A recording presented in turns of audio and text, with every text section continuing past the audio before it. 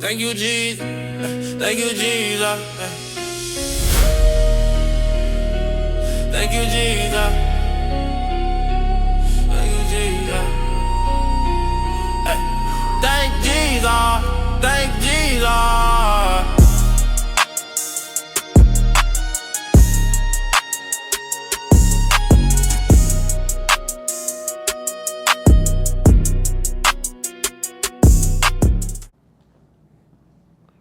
Man, we did it. I did it.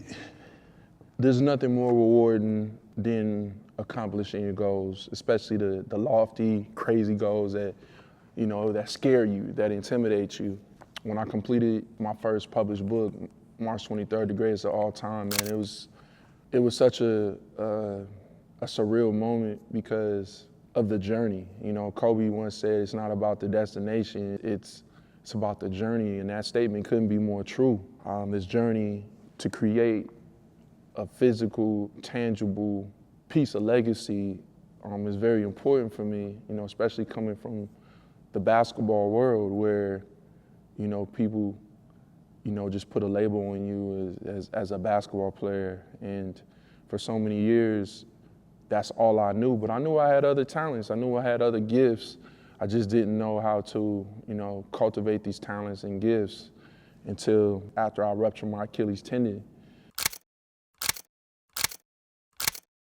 I was still fairly young, and I felt like that was God, telling me that he wanted me to explore something else outside of playing basketball as my profession. And, to kind of start all over and to choose something that brought me as much joy and passion as basketball, I didn't know what that was, and it was a scary journey, But by the grace and mercy of God, man, like he's put so many great people in my lives, and two of the people that really helped me out during this journey was a great friend of mine, Courtney Watson. Shout out to Crowe Sr. When I ruptured my Achilles tendon, she didn't charge me a dime to do my rehab. I would show up to therapy every day and work with her, and she got me back to the point where I was able to really play and compete at a high level. But I felt like God was telling me that I needed to do something else. And, the other person that really looked out for me was my boy, Peter Schenck. Shout out to my brother. I told Peter that I wanted to do something else. We were kind of brainstorming, and, he made some phone calls and landed me an internship in Silicon Valley for a billionaire venture capitalist by the name of Tim Draper, and it was life-changing. My boy even helped me put together my first resume. I was a little insecure because I never worked a corporate job before, but he reassured me that, my jobs that I played in professional basketball was just as good as any corporate jobs. There was a lot of attributes and a lot of talents that I brought to the table, and he helped me put together my resume. And when I sent out my resume, they looked at it and was like, they welcomed me with open arms. Then we have Glenn. We got him big so that he could be in charge of discipline or whatever.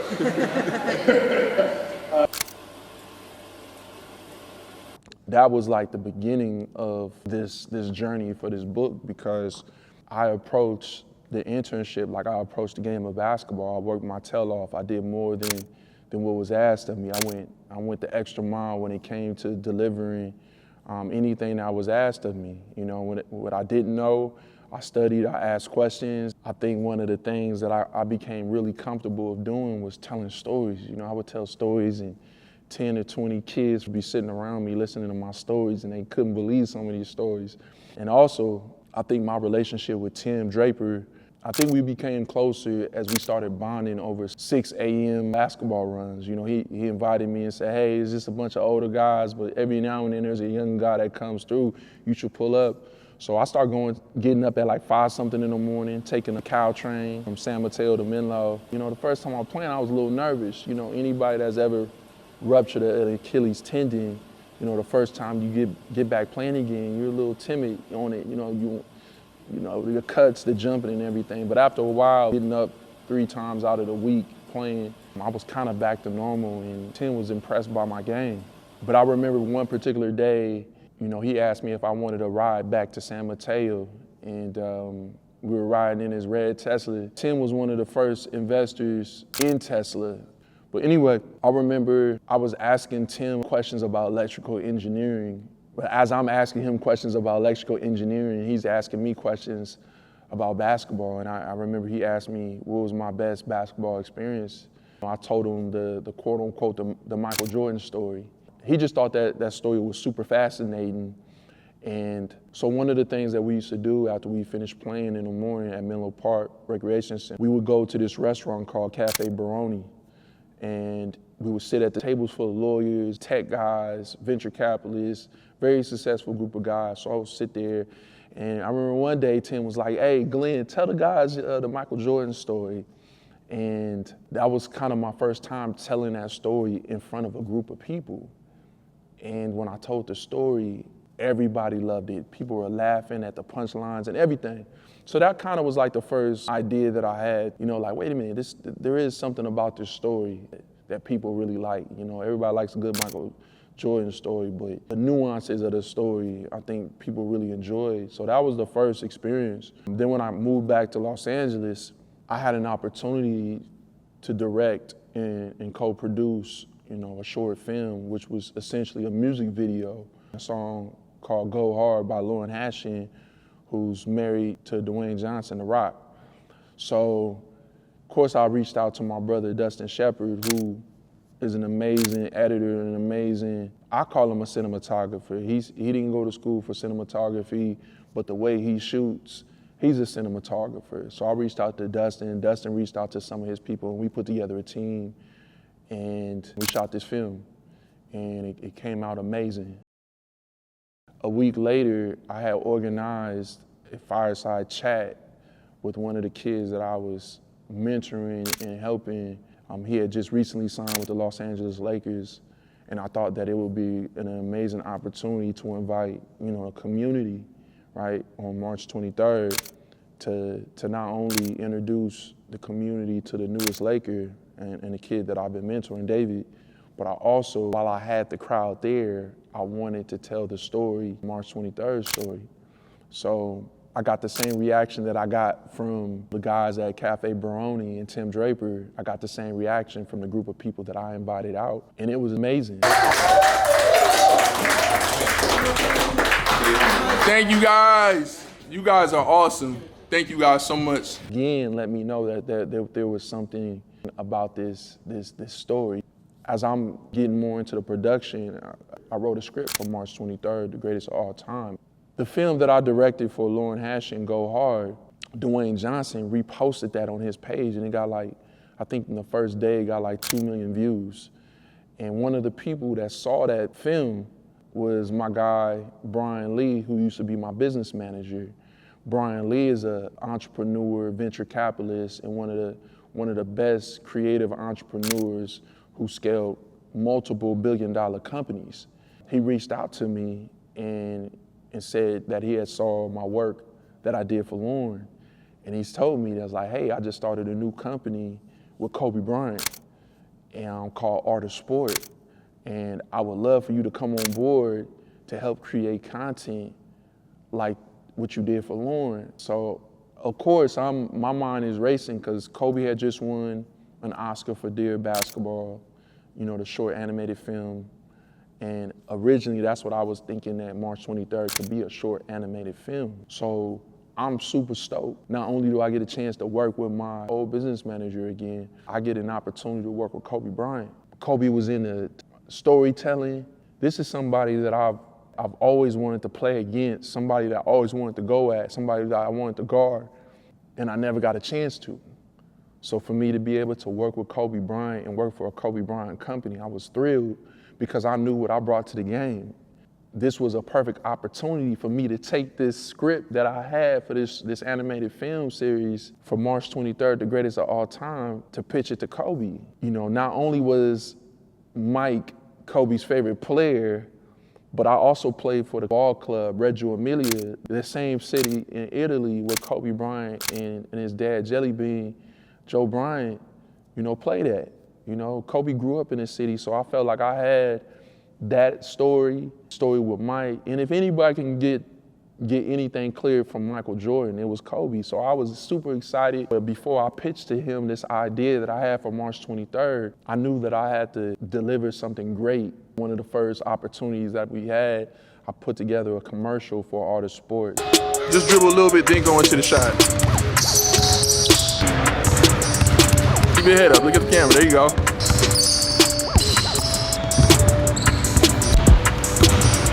You get a shot, man? You taller than me? Okay. He's gonna switch the lens out, get a wide, slow-mo. I was just excited, man, to produce something and to have that opportunity to finally pitch this idea to Kobe. But before I could pitch it to Kobe, you know, we tragically lost him, his daughter, and our family in that horrific, you know, helicopter accident, you know. And after that happened, you know, I took this idea, put it on a shelf, and then the pandemic happened. During that time of the pandemic and even after the pandemic, you know, things were slowing, the production was slow. The educational system was already kind of like, you know, a little shaky, but after the pandemic, it really got shaky and a lot of kids were affected by it. And I remember reading this article saying that there's a direct connect to illiteracy and the prison pipeline. So I had to kind of like dial back and think about the first time I really truly fell in love with a book, and it wasn't until I was out of college playing professionally overseas when I fell in love with reading. And, you know, unfortunately for most people, that's way too late. You know, and I had to really think about, you know, why aren't kids reading books? You know, I think the way that books are presented to us and the subject matter of the book, you know, makes a world of a difference. So I started thinking to myself, what can I write that could put a dent, you know, and can disrupt this illiteracy to prison pipeline? You know, what can I make?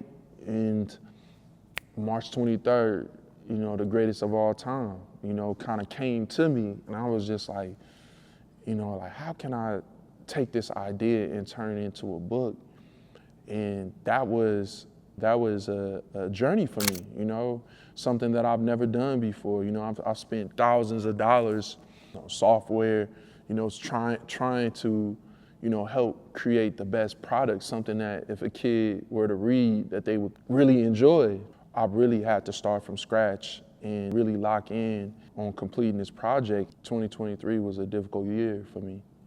You know, I had two of my really close friends who I consider like my brothers, you know, commit suicide, literally 3 days apart. In the year before that, I lost one of my best friends, who I consider my brother as well too. And I lost my first cousin the same year in 2022. Fast forward 2023, when I was gonna release the book, my mother called me at like 2 in the morning, 2 or 3 in the morning. And you know, when you get those late calls from your mother or your loved ones early in the morning like that, you know it's gonna be some bad news. And you know, the news that she gave me was beyond imaginable. You know, she called me crying, telling me that my cousin, one of my best friends, had gotten in a horrific car accident and died along with 2 of his children, with one still fighting for his life. You can't prepare for news like that, man. This is one of my best friends. You know, I got some of my best memories, my childhood memories, best college memories. You know, this is somebody that's always been there for me, somebody that, you know, my first business partner. We started our first company together. I mean, it's my brother. Both our birthdays are in March. I just couldn't believe it, you know, and I was devastated. You know, this was like a dagger to my heart and to my soul, and I didn't know how I was gonna recover. I didn't. Once again, this project got put on the shelf, and I didn't know at the time what I was gonna do and how I was gonna recover. I got the phone call that my cousin's son, his only son, who was fighting for his life, passed away. To bury four of my family members, my cousin and 3 of his children, was more than devastating for me. You know, mentally, it was like really devastating. See, y'all, my cousin still lying to people, telling people he older than me. It's my little cousin, y'all. Beautiful shirt. It is. Rest in heaven, Taraja. I love you, boy. And the morning that my mother called me and gave me that news, it was at 3 o'clock in the morning. You know, when I got off the phone with my mother, I was in shock. I didn't know what to do. I hadn't even cried because I was in total shock. I didn't know if I was dreaming. I didn't know. But what I did know was it was my first morning practice at Linwood High School that my brother Jay Crowe invited me to. It was my first time getting back on a basketball scene. I had already agreed that I would be at the gym at 6 o'clock in the morning. So I left, my crib around 5:30 in the morning and pulled up to Linwood to watch Linwood High School practice. And it was a grind session. And I didn't tell anybody what happened. I didn't tell Crowe. I literally just went in the gym because it was my safe place. It was my happy place. It was a place where I've always escaped, the realities of the world. And to be in the gym with people that love the game just as much as I did and as much as I do, it gave me that comfort and it gave me that spirit of everything's gonna be okay, even though it seems messed up. That morning, I can't even tell you what that morning, did for me, and with, Jason Crowe Sr. and Jason Crowe Jr., them opening up the door for me to go in there and mourn. And it was such a blessing to see, J2, who I didn't even know a year later I would end up coaching alongside Jason Crowe Sr. That comfort and sense of family that they gave me helped bring me back to life. It helped revive my spirits, being around the game of basketball, being in a team atmosphere again, like really lifted me up and lifted my spirits. And one day, J2 came up to me one day and he said, "Hey, Coach, I heard you writing a book." And I was like, "Who told you that?" He was like, "Kevin." And he said, "I don't be reading like that, but if you write a book, I'll read it." And when he said that, I knew that I had to complete the book. I knew it. So I told myself as soon as the season was over, I was gonna go full speed. I was gonna go all the way in and write this book. And that's what I did, man. That's what I did. Appreciate you.